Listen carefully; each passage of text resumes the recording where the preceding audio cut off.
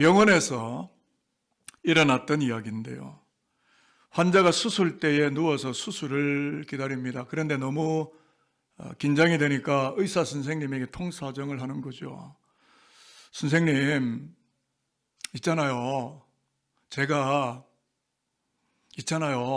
제가 처음 수술을 받거든요.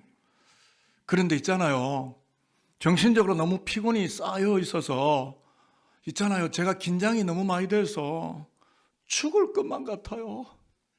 저를 좀 위로 좀 해주세요. 그러니까 의사가 이렇게 물끄러미 내려다 보다가 환자를 위로합니다. 너무 걱정하지 마세요. 저도 오늘 처음 수술해 봅니다. 깊은 함의가 있는 거죠. 지금 의사도 불안한 거예요. 무슨 이야기입니까? 여러분, 인간의 위로 거기서 그쯤이에요. 사람에게서 받는 위로는 찰나지고 일시적이지 무한하지 않아요. 저는 이렇게 질문합니다. 지금 여러분에게 위로부터의 위로가 임하여 있습니까? 아니면 피로가 계속 겹겹이 쌓여가고 이 피로를 내가 떨쳐내지 못하고 지금까지 살아갑니까? 저는 그때 대만에서 강의하고 있었는데 건자의 서현역 분당이죠. 묻지마 범행. 사회가 시끌벅적했죠. 신림동 칼부림 폭행, 수많은 모방범죄, 앞으로도 계속 이런 이 거짓 허위 보도가 계속 올라올 텐데 이런 피로가 쌓여가는 사회가 되어져 가게 되었는데, 그렇다면 여러분, 단적으로 이 사건에 대해서 우리가 반응하고 그 어떤 범행을 저지른 자에 대한 단죄, 정죄, 물론 잘못했으니까 할 수밖에 없겠지만 그러한 사회의 이면에, 사회의 표층에 드러난 그 이면에는 도대체 무엇이 바탕되어져 있었을까? 여러분 생각해 보셨을까요?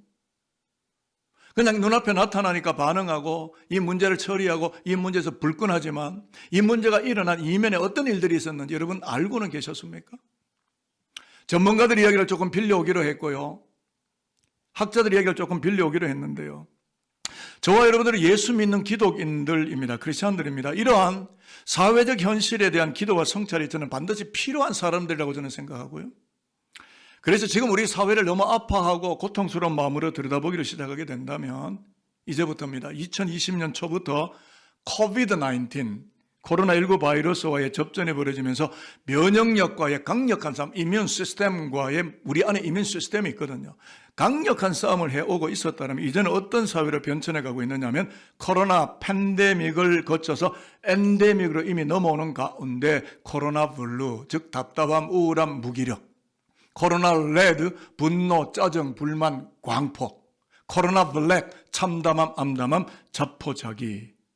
즉 코로나 이 19 바이러스의 후유증이라고도 할 수 있는 뉴로펄시, 신경전적인 싸움, 즉 급격하게 변천하고 변화를 시도하고 있는 이런 사회 속에 적응해내지를 못하는 나 자신, 스스로 때문에, 누구 때문에 아닌 나 자신 때문에 심신이 병들고 광포해지고 분노 조절 조리개가 작동이 잘 안 돼서 피로가 겹겹이 쌓여져 가는 사회로 무섭게 진입하고 둔갑해 가는 괴물 같은 사회를 우리가 지금 보고 있다라는 것이 학계와 전문가들과 정신 사이콜로지를 이야기하는 분들의 여러 가지 평가들이에요. 여러분, 피로가 우리 몸속에 쌓이면 몸은 반드시 질병이 터져나오게 됩니다. 사회도 하나의 오르거니즘이고 바디, 몸이에요. 유기체고 몸이기 때문에 사회적 피로가 계속 쌓이게 되면 사건, 사고가 터져나오게 됩니다. 위로받을 곳은 없고 위로받지를 못하기 때문에 사회적, 정신적 질환들이 여기저기서 우후죽순으로 터져나온 데 막을 길이 없게 됩니다. 그러므로 개인이든 사회든 위로가 임하여져야만 치료가 되고 회복이 되고 다시 일어설 수가 있다는 것이 인간 세계요, 인간의 삶의 본질입니다. 그래서 오늘 우리는 위로가 가득 임하여 있는 성서의 세계로 우리가 들어가서 하나님이 우리에게 뭐라고 말씀하시는지 하나님의 뜻을 듣게 되는 그 성서의 자리로, 못자리로 우리가 탐방을 시작해 보려고 하는 것입니다.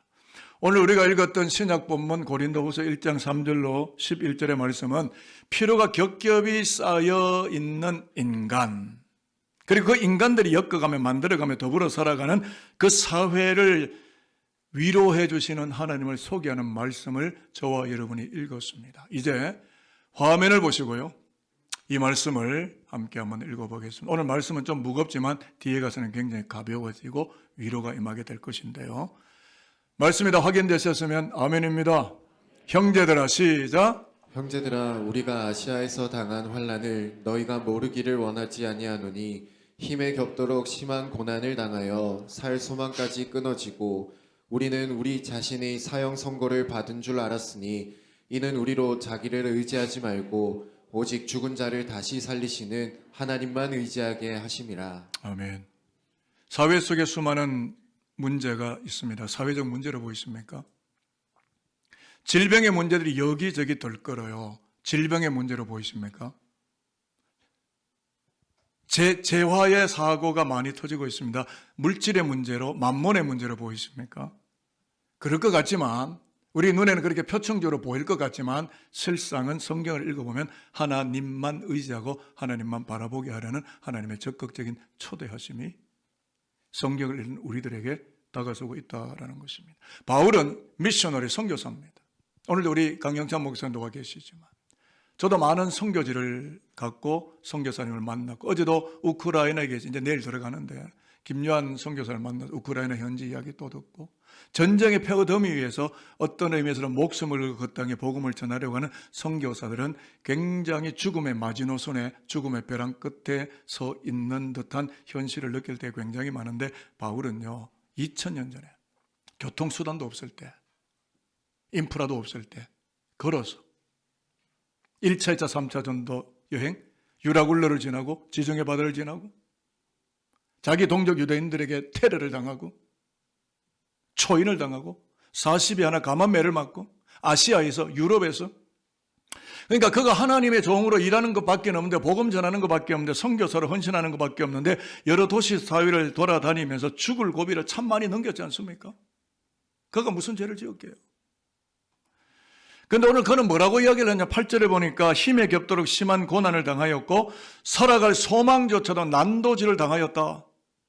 9절에 넘어가 보니까 사형 선고를, 내 마음에 사형 선고가 선고된 줄로만 알았다라는 표현을 하는 걸 보니까 선교 현장에서 살아가면서 영혼 속에 피로가 겹겹이 쌓여 있었다는 것을 바울이 고백하고 있는 이야기를 오늘 우리가 읽고 있는 것입니다. 또 조금 더 가서 본문을 보시면 3절부터 7절까지 위로라는 말을 자그마치 10번이나 하는데, 그 말은 뭐냐면 바울이 선교 현장과 목회 현장이나 복음을 전하는 자리에서 굉장히 힘들고 어렵고 마음이 사형 선고를 받는 것과 같은, 정말 희망의 난도질을 당하는 것과 같은 어려운 고난 속에서 바울에게 뭐가 필요했는지 아십니까? 돈이 필요했을 것 같죠? 아닙니다. 위로가, 하늘의 위로가.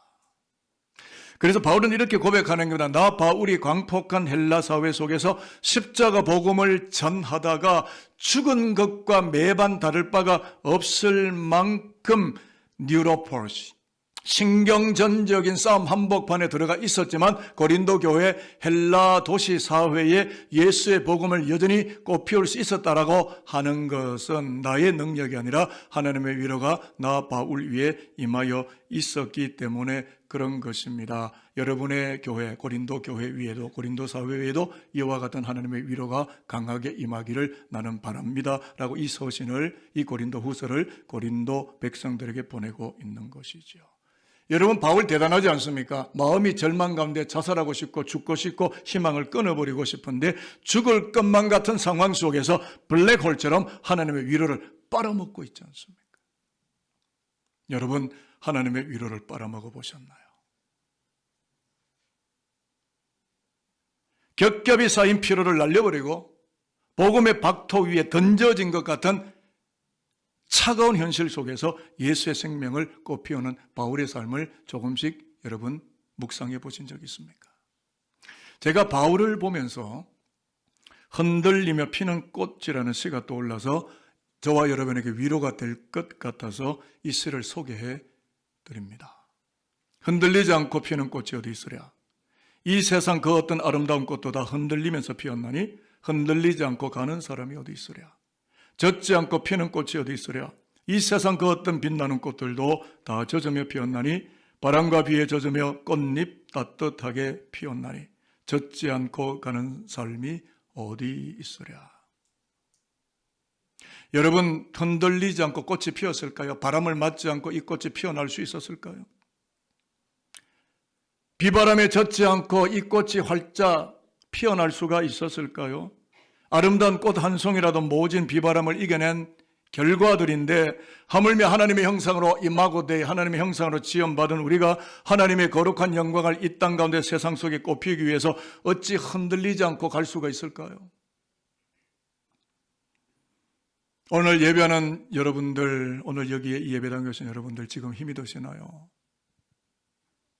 흔들림이 있으신가요? 바울은 고백합니다. 나 바울은 흔들리며 피어나는 꽃입니다.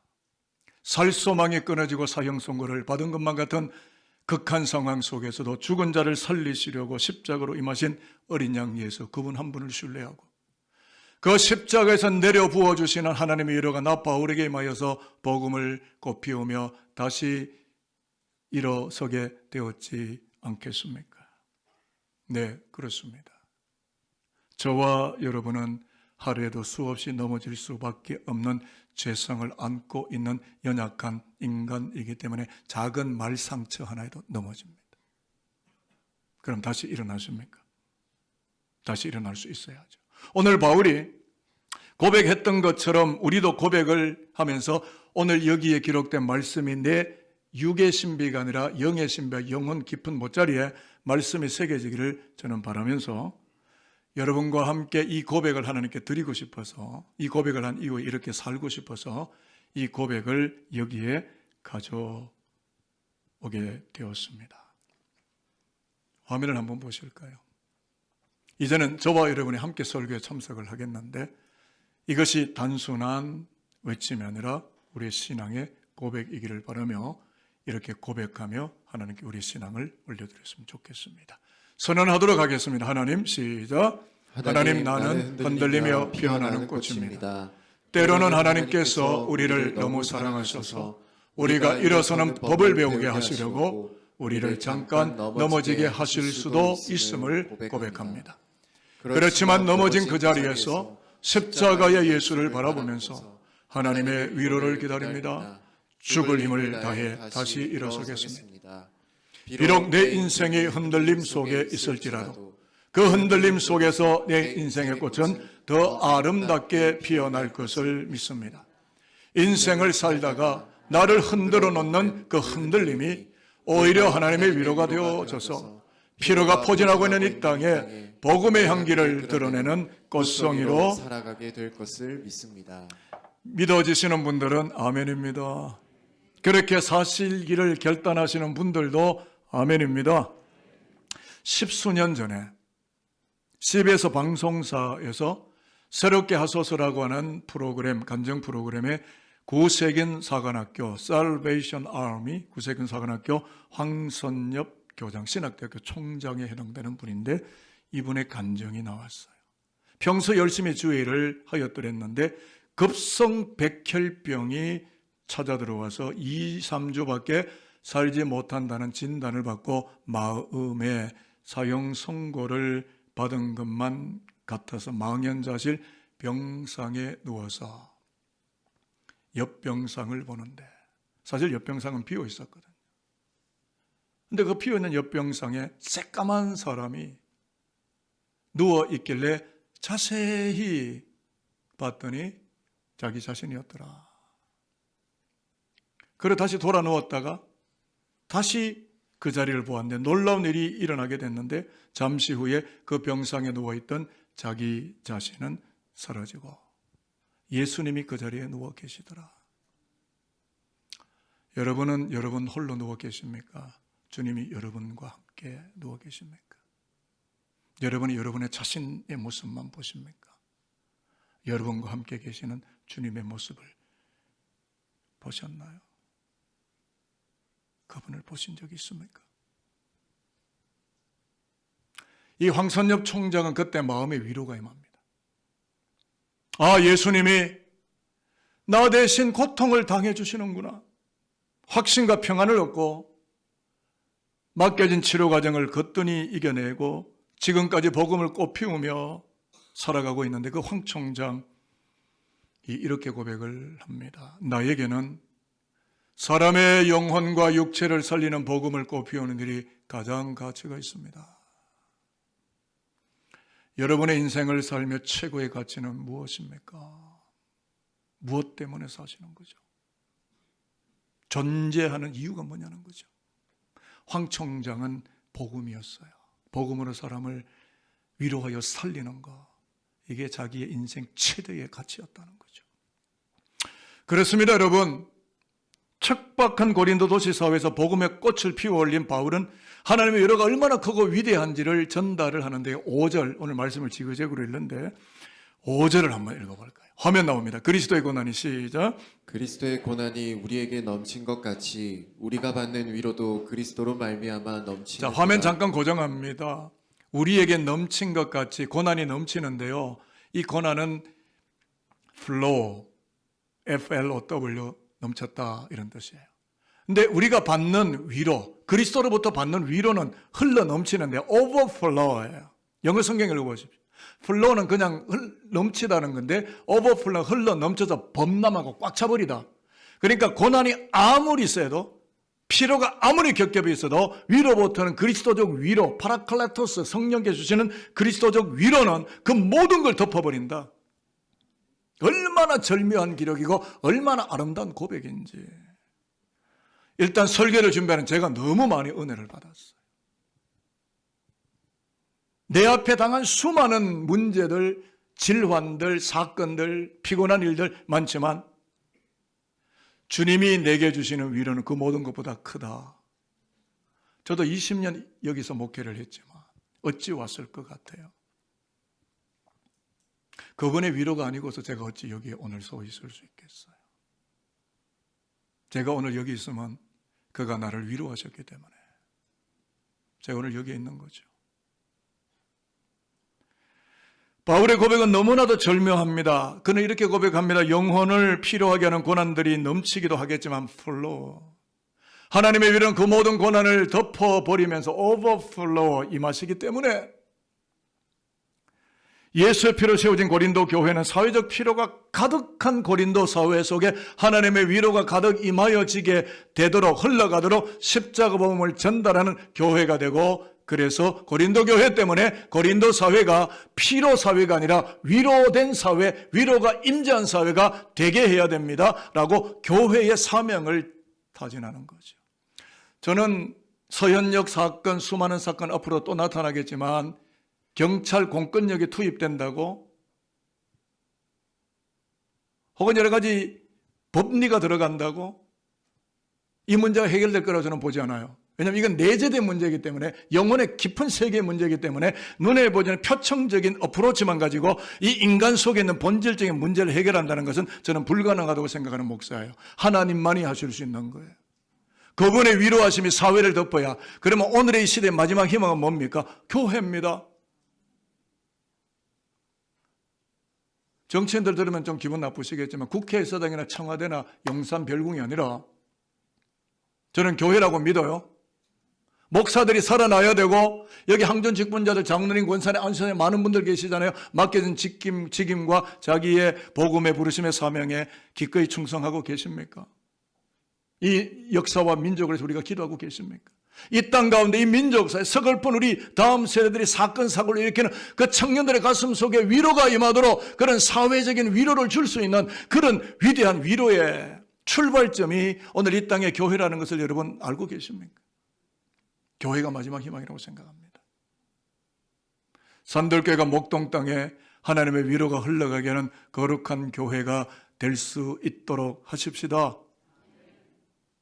이제 거의 말씀을 마치려고 하는데요. 그래서 바울은요, 10절 11절에서 굉장히 중요한 결말을 다음과 같이 이어갑니다. 같이 읽고 이제 말씀을 정리해 보도록 하겠습니다.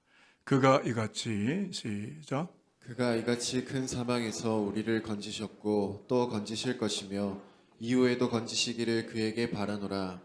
너희도 우리를 위하여 간구함으로 도우라. 이는 우리가 많은 사람의 기도로 얻은 은사로 말미암아 많은 사람이 우리를 위하여 감사하게 하려 함이라. 큰 사망에서 우리를 건지신 그가 우리를 건지셨고 지금도 건지시고 이후에도 건지시기를 바란다. 이 사회를 누가 건진다고요? 죄와 죽음에서 부활하신 예수 그리스도가 부활의 권능으로 이 사회를 건지신다. 그러므로 우리는 뭐 해야 되겠습니까? 복음을 전달하는 복음의 전달자의 삶을 살아야 됩니다. 이 말씀 굉장히 소중합니다. 바울은 고린도 사회가 하나님의 위로가 넘쳐 흘러서 모든 뉴로포시, 신경전적인 사회적 피로의 돌풍과 비바람을 이겨내고 십자가 복음을 꽃 피우기를 바라면서 고린도 교회의 희망을 다음과 같이 외치고 있는데요. 그 희망은 이것입니다. 고린도 성도 여러분들, 고린도 사회가 분노와 광폭함과 우울함과 불만으로 일관하는 사회가 되지 아니하고 인간 스스로 헤어나올 수 없는 큰 사망에서 건져내시는 예수의 십자가 부활의 복음을 전하게 될 때에 고린도 사회 속에 하나님의 위로가 임하여서 집단 치료가 일어나게 되고 영적인 회복이 일어나게 되어짐으로써 고린도 도시 사회가 감사하며 삶을 살아가도록 고린도 사회를 위하여 기도함으로 고린도 땅, 고린도 사회가 하나님의 구원을 만나도록 그렇게 살아가도록 합시다. 여러분, 우리 지금 살아가는 청년들이 감사하고 살고 있을까요? 우리 지금의 사회를 물려줘야 되는데 우리 3040, 2030, 1020 세대가 오늘의 우리 사회를 바라보며 감사하고 있을까요? 그러면 기성세대된 여러분들은 좀 감사하며 사십니까? 하나님의 위로가 와야 감사가 돌아오는 거죠. 그렇지 않으면 불평과 원망으로 꽉 찬 사회를 만들어가고 점점 병세와 병적은 깊어져 갈 수밖에 없죠.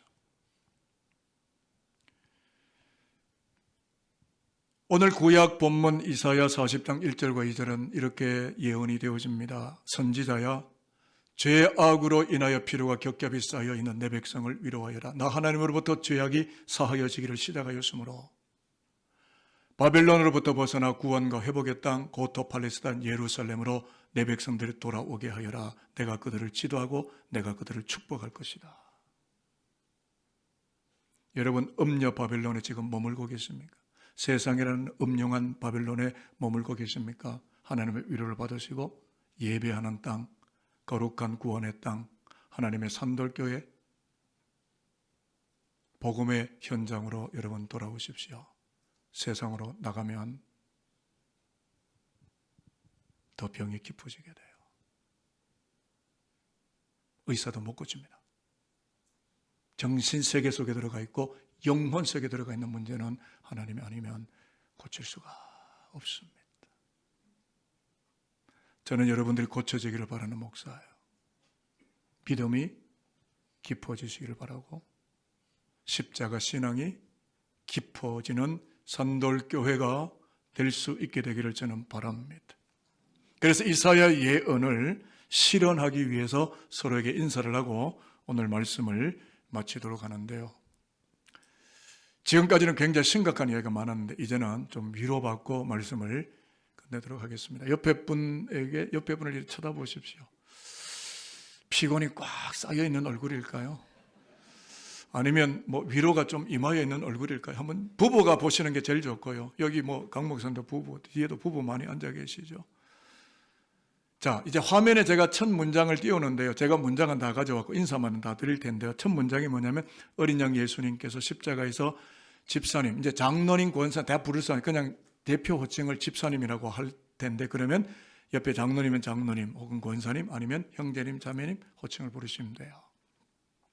서로에게 격려하고 위로를 좀 입혔으면 좋겠습니다. 저를 따라하겠습니다. 어린 양 예수님께서 십자가 위에서 집사님의 죄악을 얼굴 쳐다보시며 다시요.